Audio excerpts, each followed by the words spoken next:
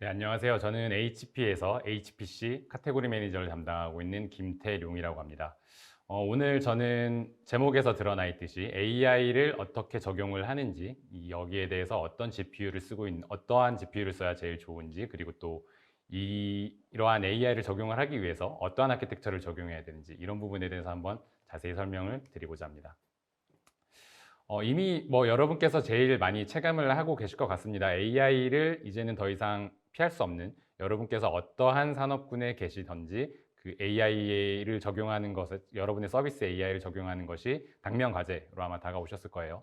여러 그 IDC나 가트너에서 나오는 여러 가지 데이터를 보더라도 이 숫자에서 굉장히 여실히 드러나고 있습니다.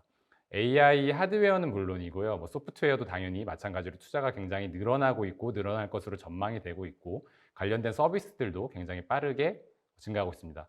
그 고객분들의 비즈니스 프로세스에 AI를 통합을 해서 이 AI로 고객분들께 좀 더 나은 서비스를 제공을 하시는 부분도 있을 거고, 또 그 고객사에서 비즈니스에 대한 결정을 할 때에 조금 더 나은 결정에 도움을 받기 위해서 AI를 적용하시는 사례들도 많을 거예요. 이런 AI를 구현하기 위해서 가장 이제 그 최적의 아키텍처라고 알려지는 게 HPC, 하이 퍼포먼스 컴퓨팅에 대한 아키텍처인데요. 여러분께서 슈퍼컴퓨터 500, 요런 탑 500 요런 리스트를 들어보셨을 때 굉장히 그 뛰어난 연산 속도를 자랑하는 그 컴퓨터에 대해서 얘기를 들어보셨을 거예요. 그러한 아키텍처를 AI에 적용을 해서 조금 더 AI의 성능이 최적화될 수 있도록 트렌드를 적용을 하는 거죠. HPC 마켓에서 그 AI의 분야 그 비중이 얼마나 늘어나는가에 대해서 보더라도 지속적으로 증가하고 있고, 또 앞으로도 계속해서 증가할 것으로 예상이 되고 있습니다. GPU를 활용해서 AI를 구현하는 사례들이 굉장히 다양한 산업군에서 다양한 유스 케이스로 나오고 있는데요. 가장 이제 많이 적용을 활발하게 하고 있는 데가 서비스 프로바이더들, 포털, 게임사들, 클라우드 서비스 회사들, 이런 회사들이겠죠. 번역에 대한 그 부분들을 인공지능을 통해서 구현을 한다든지, 음성 인식을 한다든지, 자연어로 처리를 한다든지, 빅데이터 분석에 대한 솔루션들을 제공한다든지, 굉장히 다양한 유스 케이스로 굉장히 활발하게 AI를 구현하고 있습니다. 생명과학이나 의료 분야에서도 AI의 적용이 굉장히 많은데요.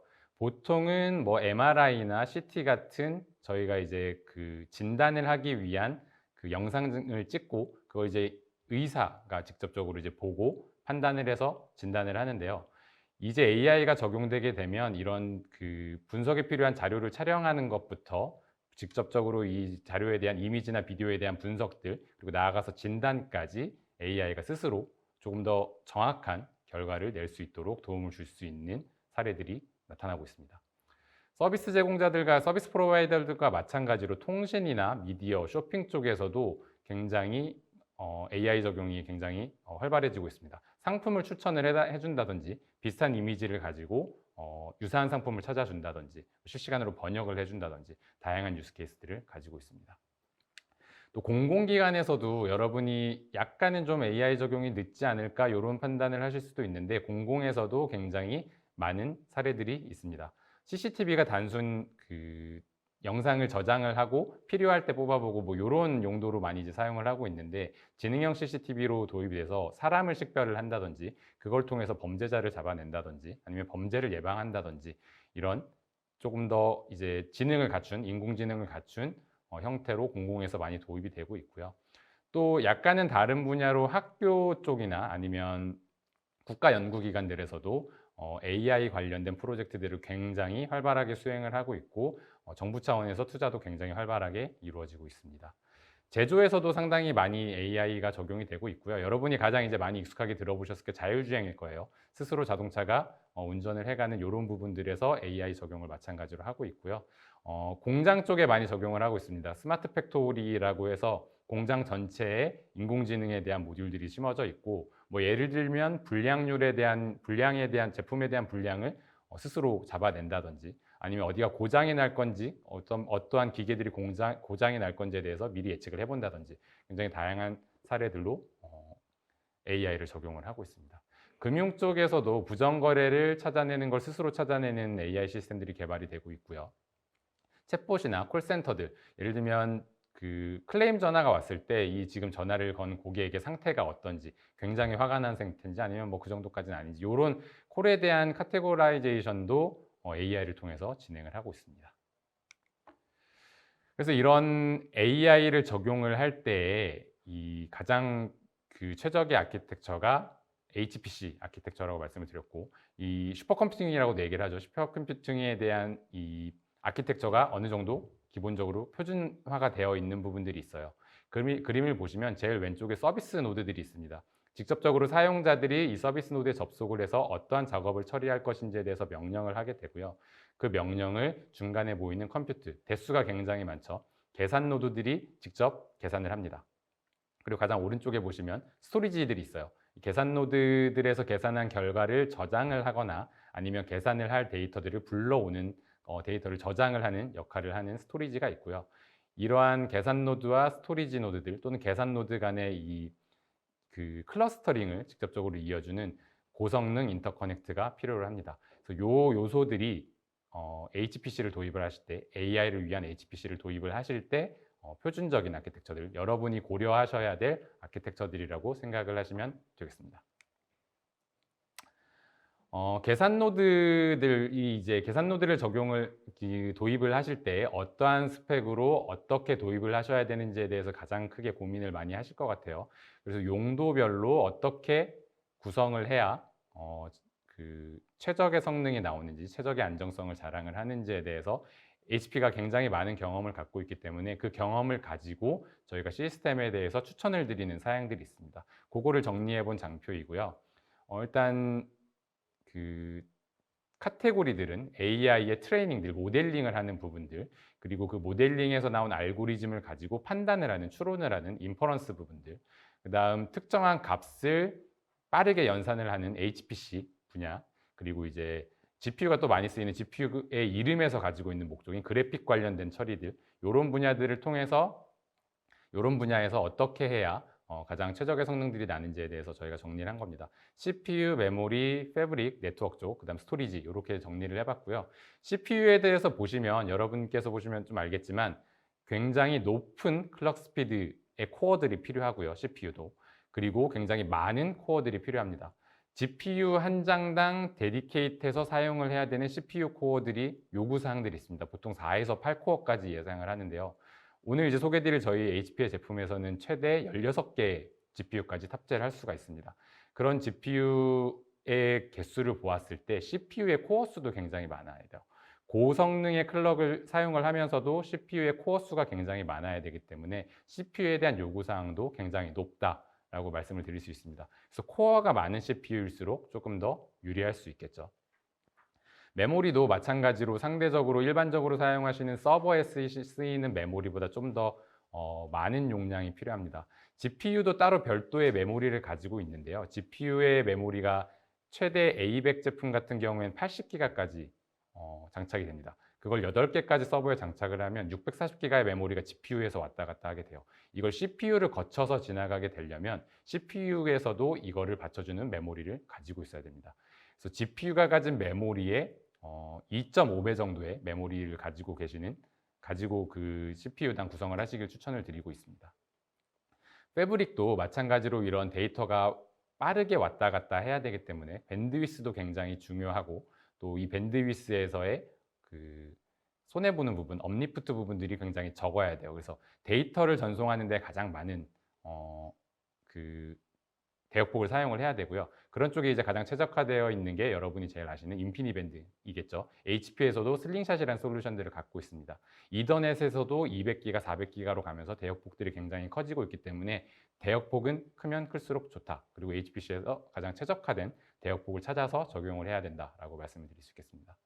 마지막으로 저장 공간인데요. HPC 계산 노드에 들어가는 그 디스크들도 중요할 거고요. 스토리지에 별도로 저장되는 계산 노드들도 중요할 겁니다. 이것도 역시 빠르면 빠를수록 좋습니다. NVMe로 구성하면 굉장히 좋은데 이걸로 다 구성할 경우엔 가격이 너무 비싸지겠죠. 그래서 조금 더 느린 SSD나 뭐 SAS나 SATA 하드 드라이브들도 혼용으로 구성해서 티어링을 하는 구조들을 많이 가져가게 되겠죠. 이 부분은 조금 뒤에 더 자세히 설명을 드리도록 하겠습니다. 그래서 그 GPU 이외에 CPU나 메모리, 패브릭, 스토리지 이런 부분들에 대해서 어떻게 구성을 해야 되는지 말씀을 드렸고, GPU, 가장 중요한 GPU를 어떻게 구성을 해야 될지를 한번 설명을 드려볼게요. GPU에 대한 워크로드는 크게 나눠보면 뭐 AI나 뭐 그래픽 이렇게 나눠지겠지만, 컴퓨트, 그래픽 이렇게 두 가지 분야로 한번 나눠서 보면 좋을 것 같아요. 컴퓨터는 뭐 머신러닝, AI, 딥러닝, 뭐 트레이닝, 인퍼런스 이런 쪽으로 보실 수 있고, 그래픽은 뭐 렌더링, 뭐 VDI 이런 쪽으로 많이 볼 수 있을 것 같습니다. 컴퓨터 쪽에서는 엔비디아에서 현행 판매하고 있는 제품 중에 A100과 A30 GPU를 추천드릴 수 있을 것 같아요. GPT-3나 굉장히 이제 고용량의 딥러닝 트레이닝을 한다, 뭐 학습을 시킨다 이런 쪽에는 굉장히 고성능의 GPU들이 필요합니다. 그래서 거기에 맞는 GPU는 A100 GPU라고 할 수가 있고요. 뭐 인퍼런싱 판단을 할 때에는 그거보단 조금 더 경량화된 GPU를 사용해도 좋습니다. 또는 모델링이나 학습, 뭐 트레이닝 이런 부분들이 조금 더 경량화되어 있다, 그렇게까지 무겁지 않다라고 판단이 되실 경우엔 A30도 역시 트레이닝에 일부분 사용을 하실 수가 있습니다. A100에 대해서 조금 더 말씀을 드리면, A100에서도 트레이닝 모델에 따라서 A100의 성능을 튜닝할 수 있는 포인트들이 있습니다. 모델을 선택할 수 있는 폭들이 있습니다. A100 GPU가 가지고 있는 메모리가 두 가지 옵션이 있습니다. 80기가가 있고요, 40기가가 있습니다. 조금 더 고용량, 고성능의 GPU가 필요하다면 80기가 모델을 선택하시는 게 좋겠죠. 그리고 이 GPU 간에 통신을 할 수 있는 방법들이 있는데요. GPU와 CPU가 1대1로 통신하는 게 아니라 다수의 GPU들을 하나로 묶어서 하나의 GPU처럼 고성능을 낼 수 있게 만드는 제품들이 있어요. SXM 타입이라고 한 SXM4 타입이라고 하고 있는데요. PCI 타입은 GPU 하나가 개별로 동작을 하고 CPU랑 통신을 통해서 다른 GPU들과 통신을 하게 되고요.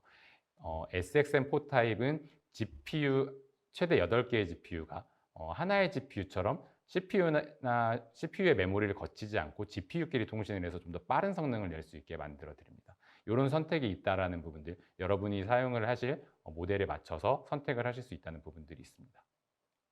그리고 그래픽 쪽에 특화된 GPU들이 있는데요. 주로 그 데이터 센터급의 고성능 그래픽에는 A40을 사용을 합니다. 저희가 굉장히 많이 보고 있는 뭐 마블의 영화라든지 CG가 굉장히 많이 사용되는, 그리고 실사에 가까운 그런 CG를 구현을 할 때에는 A40을 통해서 렌더링을 한다거나 이런 유스 케이스들을 만들어 볼 수 있고요. 그거보다 조금 더 가벼운 그래픽 관련된 용도들, 뭐 예를 들면 VDI에서 동영상의 재생 속도를 빨리 하고 싶다, 또는 뭐 여러분이 쓰신 CAD나 포토샵 같은 그런 그래픽 관련 용도된 어플리케이션들의 성능을 좀 최적화하고 싶다, 이럴 때 사용하는 GPU들이 A16이 있다고 말씀을 드릴 수 있겠습니다.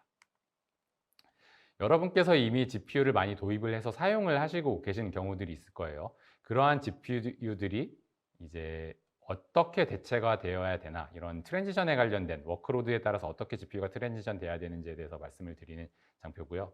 딥러닝에는 뭐 V100이나 V100S, 조금 더 오래된 모델이면 P100, 아니면 뭐 T4 이런 모델을 많이 사용하고 계실 거예요. 그 모델들은 앞서 말씀드렸듯이 A30, A200 GPU들로 트랜지션이 될 수 있습니다. 요거를 이제 좀 나눠서 소프트웨어를 통해서 뭐 가상화 환경에 쓴다든지 컨테이너 환경에 쓸 수 있는 그 소프트웨어들도 엔비디아에서 준비를 했습니다. 그래서 엔비디아 AI 엔터프라이즈라는 제품군이 있고요. 거기에서 VCS라는 제품을 사용을 하시면 머신러닝 쪽에서도 GPU들을 나눠서 쓸 수 있는 기능들이 있습니다. 이건 조금 더 뒤에 자세히 설명을 드리도록 하겠습니다.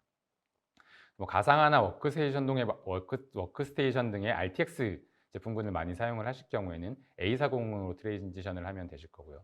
VDI, 경량화된 VDI들, 거기에서의 이제 그래픽 관련된 소프트웨어들을 사용을 하실 때에는 앞서 말씀드린 A16을 사용을 하시면, A16으로 트랜지션을 하시면 조금 더 빠른 성능, 최적화된 성능을 만나보실 수가 있습니다.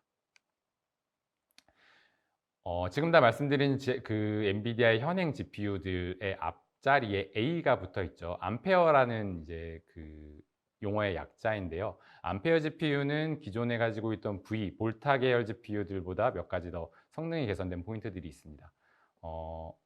그 7나노 셋을 사용을 했고요.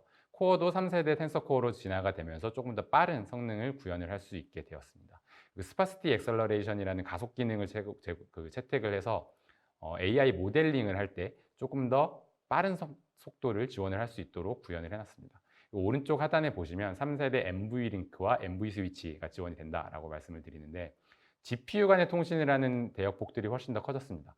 그래서 CPU를 거치지 않고 GPU 간의 통신을 할 때 더 빠르게 통신을 할 수 있고, 여러 개의 GPU가 하나의 GPU처럼 역할을 해서 조금 더 빠른 성능, 고성능을 낼 수 있는 포인트들이 있습니다.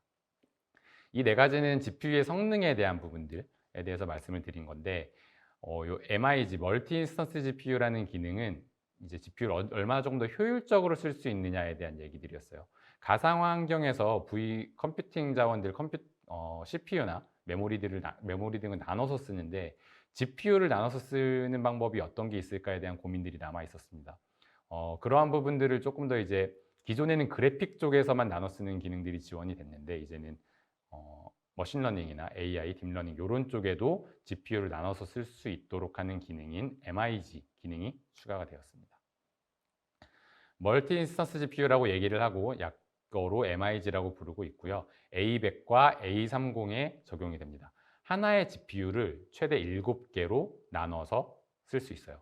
저희가 하나의 물리적인 베어메탈 서버를 여러 대의 VM으로 나눠서 쓸 수 있듯이, 하나의 A100 GPU도 A30 GPU도 7개로 나눠서 쓸 수가 있습니다. A30은 4개까지 나눌 수 있습니다. 그래서 GPU의 사용률을 극대화할 수 있다는 게 가장 큰 장점이고요. 어떠한 워크로드에는 A100을 다 풀로 쓰고 그게 넘어서 여러 개의 GPU를 엮어서 쓸 수도 있지만, 어떠한 워크로드에는 GPU가 다 사용이 되지 않을 경우들도 있어요.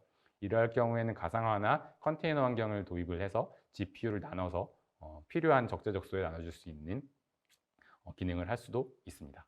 그래서 분할된 하드웨어적으로 분할된 분할된 아키텍처를 가지고 있고, 각각 가지고 있는 격리된 GPU들이 각각의 고유한 성능을 보장할 수 있는 QoS 기능도 지원을 하고 있습니다. 그래서 GPU에 대한 풀을 구성을 해서 GPU에 대한 클라우드를 온프라미스의 여러분 데이터 센터에 구축을 할 수가 있어요. 어떠한 워크로드에서는 GPU가 굉장히 많이 필요로 할 수 있지만, 개발이나 이런 쪽에 필요할 때 GPU가 굳이 한 장이 다 필요하지 않은 경우들도 있습니다. 하지만 빠르게 그걸 요구하는 경우들이 있을 수 있어요. 그래서 GPU 풀을 다양하게 구비를 해 놓으시고, 각각 사용자들이 요청을 하는 상황에 맞춰서 GPU에 대한 스펙을 나눠서 전달을 할 수 있는 거죠. 그래서 GPU에 대한 클라우드 서비스가 가능하다라는 점을 말씀을 드릴 수가 있겠습니다. A16 GPU가 앞서 말씀드린 A100이나 A30, A40 GPU보다 가장 최신에 나온 GPU인데요. A16의 GPU는 VDI에 조금 특화가 되어 있습니다. 물리적인 4개의 GPU를 하나의 폼팩터에 담았고요. 그래서 나눠서 쓰기에 굉장히 적합합니다. 16기가의 GPU가 4개 들어있어서 최대 64기가의 메모리를 지원을 한다고 보시면 되겠고요. 각각 필요에 따라서 나눠서 필요에 맞는 GPU를 할당을 할 수 있는 장점들이 있습니다. 이제 제가 지금까지 말씀드린 GPU에 대한 내용들을 다시 이제 어떻게 워크로드에 사용을 하실 수 있는지에 대해서 조금 나눠본 거예요. HPC라고 하면 AI랑은 살짝은 다르게 특정한 알고리즘을 가지고 굉장히 많은 연산을 해서 원하는 결과에 대한 값을 얻어내는, 예를 들면 굉장히 큰 계산기라고 할 수가 있겠죠. 그러한 워크로드들에 사용을 하실 수가 있고요. 마찬가지로 AI에도 적용을 해서 사용을 하실 수 있는 경우들이 많이 있겠죠. 그리고 이제 그래픽 관련된 부분들, 그다음 VDI, 그다음 이제 엣지들, 인퍼런싱, AI에서 모델링된 트레이닝된 모델을 가지고 직접적으로 판단을 하는 역할을 할 수 있는, 그걸 판단을 하려면 이제 공장 같은 경우에는 데이터 센터 환경이 아닌 실제 필드 환경에서 뭔가가 돌아가야겠죠. 그쪽에 들어갈 수 있는 GPU들도 필요할 겁니다. 거기에 맞게 이제 다양한 GPU들을 지원을 하고 있다고 말씀을 드릴 수가 있겠습니다. 지금까지 말씀드린 건 이제 GPU, 엔비디아에서 제공하는 GPU에 대한 설명을 드렸고요. 이 GPU를 어떻게 최적으로 활용할 수 있는지에 대한 HPE의 솔루션들을 설명을 드리고자 합니다. HPC 아키텍처를 가지고 AI를 구현을 하게 됩니다. 이 HPC 분야에 제공되는 HP 솔루션이 크게 4가지 분야로 볼 수 있는데요. 가장 왼쪽에 보시는 특수 목적에 관련된 슈퍼컴퓨팅들, 예를 들면 탑500에 나와 있는 굉장히 초고성능의 제품, 슈퍼컴퓨팅들 중에서 상당수가 HPE의 크레이 EX 슈퍼컴퓨터, HP 크레이 슈퍼컴퓨터라는 제품군들로 이루어져 있습니다. 여러분께서 사용하시는 슈퍼컴퓨터가 필요로 하실 수가 있겠지만, 특수한 목적을 가지고 굉장히 높은 성능을 필요로 할 때 구축을 할 수 있는 컴퓨팅이라고 할 수가 있겠습니다. 그거보단 좀 더 이제 그 대중적이라고 하는 게 맞겠죠. 조금 더 이제 범용적인 목적의 GPU를 활용하는 컴퓨팅 환경을 마련하고 싶다. 그러면 HP 아폴로 6500 젠10 플러스 시스템, GPU A100 기준 GPU가 최대 8장까지 지원이 되는 그 SXM4 타입으로 8장까지 지원이 되는 GPU에 최적화된 모델이 있고요. GPU보다는 CPU나 메모리의 활용을 좀 더 많이 해서 컴퓨팅 자원에 대한 그 직접도, 덴시티에 대한 직접도를 조금 더 높여서 HPC 환경 구현하고 싶은 유스 케이스들도 있습니다. 그러한 경우에는 아폴로 2000 젠10 플러스 시스템을 구현을 하시면 됩니다. 여기 이 세 제품은 이제 그 계산 노드들, 컴퓨팅 노드들에 대한 솔루션이었고요. 이 데이터 값들을 저장을 하고 또 불러오고 이런 HPC에 가장 특화된 스토리지 솔루션들도 필요합니다. 그 스토리지 솔루션도 마찬가지로 HP에서 제공을 해드리고 있는데 크레이 클러스터 스토어 2000이라는 제품이 있고요. 또 스펙트럼 스케일 기반의 HP FSS라는 스토리지 솔루션들이 있습니다. 이 부분에 대해서 조금 더 뒤에 자세히 말씀을 드릴게요. 가장 범용적으로 알려져 있는 GPU를 가장 잘 활용하고 있는 아폴로 6500 젠10 플러스의 상세 사양입니다. 왼쪽에 보시는 제품은 아폴로 6500 젠10 플러스의 그 큰 모델인 XL675D라는 제품입니다. PCIe 타입의 A100 제품이 최대 10장까지 들어가게 되고요. 아까 말씀드린 GPU를 여러 개의 GPU를 한 장처럼 사용을 할 수 있게 만들어주는 SXM4 타입 또는 HGX 보드에 탑재되는 GPU는 최대 8장까지 탑재가 됩니다. 오른쪽에 보이시는 XL645D라는 제품도 있습니다. XL675D를 정확히 반으로 잘라낸 모델인데요. 원소켓 기반 CPU가 하나 들어가는 모델이고요. HGX 타입의 GPU가 최대 4장, PCI 타입의 GPU A100이 최대 4장까지 지원이 되는 제품입니다. 여러분의 고객의 여러분이 쓰시는 워크로드에 맞춰서 조금 더 고사양일 경우엔 XL675D, 그렇게까지는 필요가 없을 것 같다. 조금 더 경량화된 플랫폼도 괜찮을 것 같다라고 생각하시면 XL645D를 선택을 하시면 됩니다. 각각 제품에 따라서 이제 다양한 GPU에 대한 선택 모델을 드리고 있는데요. 왼쪽에 보이시는 그림을 보시면 보드에 GPU들이 꽂혀져 있죠. 왼쪽에는 4개가 꽂혀져 있고 한 칸은 비어 있죠. 오른쪽에는 6개가 꽂혀져 있는데 옆에 2칸이 비어 있죠. 이 HGX라는 GPU를 통신을 하는 MV 스위치와 MV 링크가 들어있는 모듈들이 들어있는 보드가 있고요.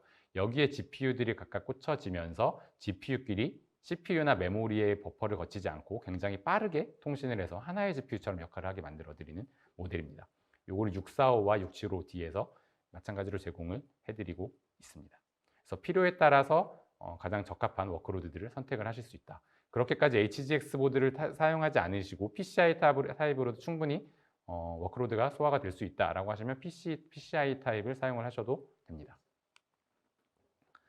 PCI 타입에서도 GPU를 엮을 수 있는 방법이 있어요. 뭐 4개나 8개까지 엮어지지는 않지만 그 NVLink 브릿지라는 그 모듈을 추가를 해서 2개의 GPU를 하나의 GPU처럼 사용을 하실 수가 있습니다. A100 같은 경우에는 NVLink 브릿지 3개를 탑재를 해서 A100 2개의 GPU를 하나의 GPU처럼 사용을 하실 수 있게 만들 수 있고요. A40 GPU는 NVLink 하나를 통해서 A40 2개의 GPU를 하나처럼 작동을 할 수 있도록 구현을 할 수가 있습니다. 그리고 이제 단순 하드웨어를 넘어서서 이런 GPU들을 통해서 구현되는 모델링을 최적화할 수 있는, 모델링의 성능을 가속화할 수 있는 솔루션을 저희가 최근에 인수를 하나 했습니다. Determined AI라고 하는 다소는 조금 어려울 수 있는 이름이 있는데 그 AI 모델링을 빠르게 해주는 오픈소스 플랫폼이 있습니다. 호로보드라는 오픈소스 플랫폼이 있는데 그거를 저희가 엔터프라이즈 환경에서 사용하실 수 있도록 저희가 가져와서 조금 더 튜닝을 하고 성능을 최적화해서 AI 모델링에서 조금 더 빠른 성능을 내실 수 있도록 구현한 제품 중에 하나라고 보시면 되겠습니다. 아폴로 6500 젠10 플러스와 같이 굉장히 GPU에 최적화되어 있는 GPU들을 사용을 하시는데 이 노드를 하나만 쓰시진 않아요. HPC 아키텍처는 최소 세대부터 많게는 수천 대까지 컴퓨팅 클러스터를 구축을 하시게 되는데요. 이러한 노드들을 어떻게 연결을 하시는지가 굉장히 중요합니다. 그래서 주로 많이 사용을 하시는 게 멜라녹스의 인피니밴드 스위치들이고요. 인피니밴드로 통신을 하는 게 굉장히 중요하고, 마찬가지로 이제 뒤에 말씀드릴 스토리지도 굉장히 고성능으로 연결이 되어야 되는데, 이러한 스토리지드 연결할 때도 인피니밴드를 사용을 합니다. 그래서 이러한 인피니밴드 패브릭을, 네트워크 패브릭을 통해서 고성능, 연산, 클러스터, 인터커넥트를 구축을 하시는 게 굉장히 중요하다라고 말씀을 드릴 수 있겠습니다. 이건 이제 HP에서 구현을 하는 아폴로 6500 젠10 플러스로 구현을 하는 슈퍼팟인데요. 20대로 만들어 본 간략한 구성도 예시이고요. 이제 슈퍼팟이라고 하면은 뭐 엔비디아에서 얘기하는 단어들도 있고, 뭐 이제 HP에서는 익숙하지 않다 이런 오해를 하실 수도 있는데, 이 부분은 HP에서 가장 오랫동안 20년 넘게 연구하고 여러 고객분들께 제공을 해오던 솔루션들입니다. 이 IT 업계에는 뭐 CPU를 잘 만드는 회사들도 있고, 메모리를 잘 만드는 회사들도 있고, GPU를 잘 만드는 회사들도 있습니다. HP가 제일 잘하는 분야는 이러한 최고의 그 재료들을 가지고 가장 최적화된 성능과 거기에 따른 안정성을 제공을 하는 컴퓨팅 환경을 마련해 드리는 데 있습니다. 이러한 슈퍼 컴퓨팅 환경에서 슈퍼팟을 구축하는 데에 가장 많은 경험을 가지고 있는 게 HP이고요. 이 부분에 대해서 가장 믿고 선택하실 수 있는 솔루션을 제공해 드릴 수 있는 게 바로 HP라고 말씀을 드릴 수가 있겠습니다. 스토리지 부분에 대한 분야들인데요. 이제 HPC에서는 기존에 가지고 있던 스토리지들과 어떻게 조금 달라야 되냐에 대한 설명부터 드리는 게 맞을 것 같습니다. 뭐 다스, 센 이런 부분들이 있는데, 이런 부분들의 약점은 수천 대까지 확장이 될 수 있는 HPC의 아키텍처에서 확장성에 대한 이슈들이 있습니다. 센 스위치를 사용을 하시면 그 센 스위치 포트에서 이제 스토리지 노드나 아니면 그 계산 노드들이 증가할 수 있는 제한점이 있겠죠. 이러한 부분들을 뛰어넘는 스케일아웃 구조가 HPC에서는 굉장히 중요하고요. 하나의 파일을 공유할 수 있는 기능들이 중요합니다.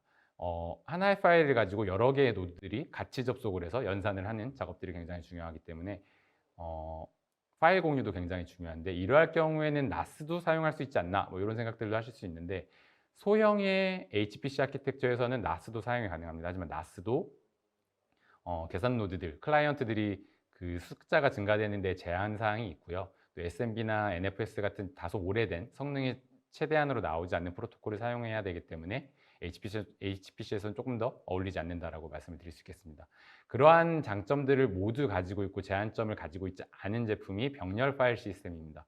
패럴라이즈드 스토리지라고 표현된 부분들이고요. 업계에서 가장 유명한 이 병렬 파일 시스템은 두 가지가 있습니다. 러스터가 있고요. 스펙트럼 스케일이 있습니다. 20년 이상 개발이 되어 와서 여러분이 혹시라도 겪게 되실지 모르는 많은 이슈와 장애들에 대해서 이미 다 검증이 이루어진 제품이라고 할 수 있고요. 스케일아웃 기반들, 클라이언트도 무제한으로 늘어날 수 있고, 스토리지도 무제한으로 늘어날 수 있고, 그에 따라서 성능도 무제한으로 늘어나는 아키텍처를 가지고 있습니다. 고성능을 요구하는 HPC에서 가장 적합한 모델이라고 할 수가 있겠습니다. 이러한 러스터와 스펙트럼 스케일을 HP에서 어플라이언스화해서 판매를 하고 지원도 해드리고 설치도 해드리고 장애에 대한 지원까지 다 해드리는 제품들을 판매를 하고 있습니다. 러스터 기반의 스토리지 어플라이언스를 클러스터 스토어 2000이라고 얘기를 하고 있고요. 스펙트럼 스케일 기반의 스토리지를 HP FSS라고 얘기를 하고 있습니다. 러스터와 스펙트럼 스케일이 가지고 있는 고유의 장점들 그대로 가지고 있고요. 이 제품들을 HP의 HPC 기술 지원을 보장을 받으시면서 안정적으로 사용을 하실 수 있습니다. 두 가지 파일 시스템을 어떻게 이제 선택을 하느냐, 뭐 이런 고민이 되실 수도 있는데, 용량과 성능으로 구분을 하시면 될 것 같아요. 장표에서 보이시듯이 고용량, 고성능일 때는 러스터 기반의 클러스터 스토어 2000을 추천을 드리고요. 상대적으로 저용량, 저성능일 때는 스펙트럼 스케일 기반의 HPFSS를 추천을 드립니다. 간략하게 이제 각 제품에 대해서 설명을 드리면, 실제로 좀 자세하게 제품을 보시면 굉장히 어려우실 수도 있는데, 어렵게 보실 거 없이 어플라이언스 형태로 제공되는 굉장히 간단한 제품이라고 생각하시면 됩니다. 클러스터 스토어 2000은 네트워크 장치, 이제 고성능 인피니밴드 모듈이 같이 들어간다고 말씀을 앞서 드렸는데, 그 네트워크 스위치들이 모두 다 들어가 있고요. 관리 모듈들도 이미 다 들어가 있습니다. 여러분께서는 어느 정도의 성능이 어느 용량으로 필요하다라는 판단만 하시면, 고성능이 필요할 경우에는 플래시 유닛, NVMe로 구성된 플래시 유닛을 선택을 하시면 되고, 상대적으로 그렇게까지 고성능은 필요하지 않지만 용량이 굉장히 많이 필요하다. 그러면 하드 드라이브나 뭐 SSD 기반으로 구성된 디스크 유닛들로 선택을 하시면 됩니다. 그래서 필요에 따라서 그 디스크 컨트롤러의 디스크 인클로저들을 증가를 시켜서 용량을 맞추시고 성능을 맞추시는 구성대로 가셔도 되고요. 네트워크 포트들도 굉장히 필요에 따라서 뭐 여러 개의 포트가 필요하실 수도 있어요. 그런 네트워크 포트들도 각자 구성을 통해서 네트워크 포트들도 그 유연하게 구성을 하실 수가 있습니다. 제품을 배송을 받으시면 그냥 플러그인만 하시면 바로 사용을 하실 수 있게 저희가 미리 다 케이블링까지 완벽하게 설치를 해서 배송을 해드리는 제품입니다.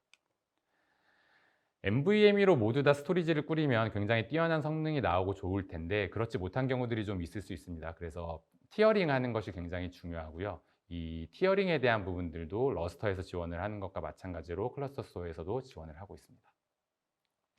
스펙트럼 스페일 기반의 HP FSS, HP Parallel File System Storage라는 제품을 마찬가지로 지원을 하고 있고 원유의 서버 노드에 디스크를 구성을 해서 네트워크로 레이드를 구성을 하는 제품들입니다. 네트워크로 레이드를 구성을 하기 때문에 최소 4대의 노드들부터 구성을 하실 수가 있고요. 용량과 성능에 맞춰서 어떻게 클러스터를 구성을 하실 것인지 판단을 하시면 되고 저희가 그 판단은 도와드릴 예정입니다. 도와드릴 수가 있습니다. 간략하게 유스 케이스만 한번 살펴보도록 하겠습니다. AI나 HPC 쪽에 이제 유스 케이스들이 있는데요. 아까 계속해서 말씀드렸던 HPC 탑 500과 같은 굉장히 고성능을 내는 슈퍼컴퓨터들의 사례들이 굉장히 많이 가지고 있습니다. HP에서 탑 500에 있는 수많은 레퍼런스들을 가지고 있고요. 지금 장표에서 나오는 것처럼 엔비디아나 AMD, 인텔과 함께 많은 슈퍼컴퓨터 레퍼런스들을 가지고 있습니다. 그리고 비디오 쪽인데요. 이제 비디오라고 하시면 그래픽 쪽이 아니라 이제 AI 관련된 케이스들인데 뭐 매장에서 사람들이 돌아다니는 거를 직접 인식을 해서 어디에 사람들이 많이 가는지에 대해서 이제 분석을 하고요. 거기에 따라서 그 매장에 있는 그 상품들을 어떻게 어떻게 전시를 해야 되는지에 대한 솔루션도 제공을 해주는 그러한 AI의 그 매장에 관련된 AI 솔루션도 마찬가지로 구현을 해볼 수가 있고요. 사람들을 식별을 하는 그런 판단들도 마찬가지로 구현을 할 수가 있습니다. 엣지, 이제 공장에서 어떻게 적용을 할 수 있느냐의 포인트인데요. 저희 HP에서 컨설팅을 통해서 또 HP 시스템들을 통해서 스마트 팩토리를 구현한 사례이고요. 고글을 개발을 했어요. 그래서 고글을 통해서 공장에 있는 각각 부속들을 보면 이게 어디에 쓰이는 제품들인지 혹시나 불량은 나지 않았는지 굉장히 다양한 정보들을 제공을 해주게 됩니다. HP도 서버를 제조하는 회사이기 때문에 마찬가지로 공장을 가지고 있어요. 거기에 스마트 팩토리를 구현을 했고요. 기존의 불량을 검출을 하는데 21초 정도의 시간이 걸렸었는데 스마트 팩토리를 적용을 하고 나서 1초로 21배 성능이 더 빨라진 구현 사례를 가지고 있습니다. 여기까지가 저희가 준비한 발표 사례였고요. 발표 사례였습니다. 네. 다 마치셨죠? 네, 마쳤습니다. 네. 예, 예. 보니까, 우리 또 온라인에서 우리 또 시청자분들이 이제 뭐 궁금하신 질문들도 많이 오고 있는데, 우리 또 HP에서는 또 온라인에서 회신을 주실 분들이 많으셔가지고 다 잘 주시는 것 같습니다. 제가 좀 특별히 좀 궁금한 게 있는데, 그 아폴로 6500 그 젠10 플러스는 그 가상화나 컨테이너 환경에서도 사용이 가능한가요? 네. 또 이 환경에서 GPU를 좀 효율적으로 쓸 수 있는 방법이 있는지 좀 그게 궁금하네요. 네, 뭐 보통 이제 다양한 제품들이 아폴로 6500과 비슷한 제품들이 굉장히 많이 있지만 베어메탈 쪽에 포커스되어 있는 경우들이 많이 있습니다. 근데 최근에 그 AI의 적용 사례들이 굉장히 저변이 넓어지면서 모든 GPU들을 다 투입할 정도의 대량의 AI 사례들만 있는 게 아니게 되겠죠. 굉장히 이제 조그만한 GPU로도 조금 더 구성을 할 수 있게 그런 다양한 환경들이 필요로 하게 되는데 그럴 때는 가상화 환경이나 컨테이너 환경에서 적용이 필요로 할 수 있습니다. 그래서 아폴로 6500 젠10 플러스에는 가상화 환경도 마찬가지로 지원을 하고 컨테이너 환경도 지원을 합니다. 그래서 CPU나 메모리들을 가상화해서 각자 필요에 맞게 나눠줄 수도 있고요. GPU도 엔비디아에서 말하는 MIG라는 기능을 가지고 필요에 맞게 GPU를 슬라이싱을 해서 필요에 맞는 GPU들을 즉각적으로 배포할 수 있는 솔루션을 가지고 있습니다. 네. 또 하나 좀 궁금한 게 그 아폴로가 다양한 GPU를 그 지원하는 것 같은데 각 GPU가 최적으로 사용될 수 있는 용도가 따로 있는지. 네네. 아까 장표에서 말씀드렸던 내용들인데요. 이제 뭐 크게 나눠보면 AI의 트레이닝 부분들, AI의 인퍼런싱, 데이터 센터급의 그래픽들, 그거보다 경량화된 그래픽들, 뭐 이렇게 나눠질 수가 있는데, 트레이닝이나 고용량의 고성능의 AI 모델에는 A100 GPU들을 추천을 드리고 있고요. 그거보다 좀 더 경량화된 모델들에는 A30 GPU들, 그래픽에서 굉장히 엔터프라이즈급으로 고성능이 필요하다라고 하면 A40 GPU들, 그거보다 조금 더 경량화된 GPU들이 필요하다고 하면 A16 GPU를 추천을 드리고 있습니다. 네. 네. 아주 그 질문 또 여기 시청자분들께서 주신 거 말씀 잘 해주셨고요. 자, 여러분 이제 좀 기대해 주셨는데요. 좀 처음으로 실시하는 실시간 퀴즈입니다. 자, 여러분 방송 잘 들으셨으면은 아주 쉽게 풀 수 있는 문제인데요. 잘 한번 들어보세요. 자, 고성능 컴퓨팅과 인공지능에 최적화된 고집적 솔루션으로 서버당 최대 16개에 달하는 고성능 GPU를 활용할 수 있는 HP의 대표적인 AI 시스템은 무엇일까요? 여러분 5초 시간 드리겠습니다. 자, 아시는 분은 바로 채팅창에 올려주시면 감사하겠습니다. 닭 한 마리가 여러분 경품으로 즉석 제공됩니다. 자, 하나, 둘, 셋, 넷, 다섯.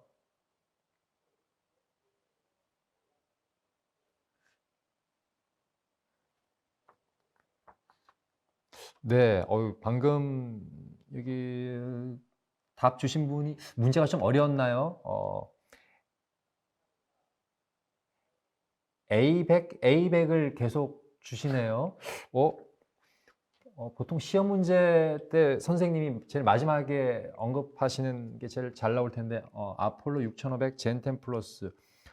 네, 조영상 씨. 가만 있어봐라. 어휴. 제일 먼저 주신 분이 아폴로 젠10 플러스가 있고 아폴로 6500 젠10 플러스가 있는데 제일 정확하게 맞추신 우리 조영상 씨가 정답 같습니다. 발표자님 맞죠? 네, 맞습니다. 답 한번 정확하게 말씀해 주시죠. 네, 아폴로 6500 젠10 플러스가 정확한 정답입니다. 네, 조영상 씨 축하드립니다. 네, 감사합니다. 다음 두 번째 문제입니다. 잘 들어보세요. 폭발적인 데이터 증가와 모델링, 시뮬레이션, AI 워크로드와 맞물려 고성능 스토리지에 대한 새로운 수요가 생기고 있습니다. X스케일 시대를 위한 HPC AI용 초고속 HPC 스토리지의 이름은 무엇일까요?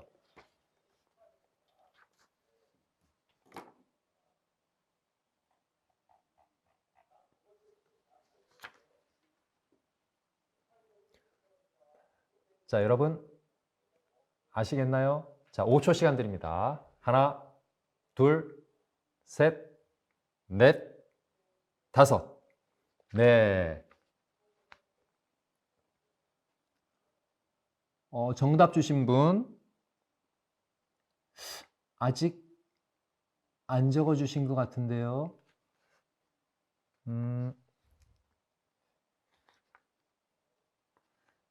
조금 어렵나 보죠? 네.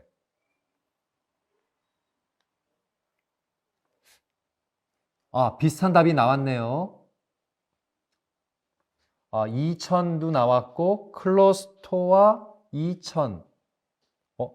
네, 비슷비슷하게 약간씩 피해가는데, HP 스토리지 아키텍처, 이거 아니고, 제일 유사한 답이 클러스터 스토어 2000인데, 이것도. 밑에 말씀하신 2000도 정답으로 볼 수 있을 것 같습니다. 네. 제일, 2000만. 네, 1000. 네. 오케이.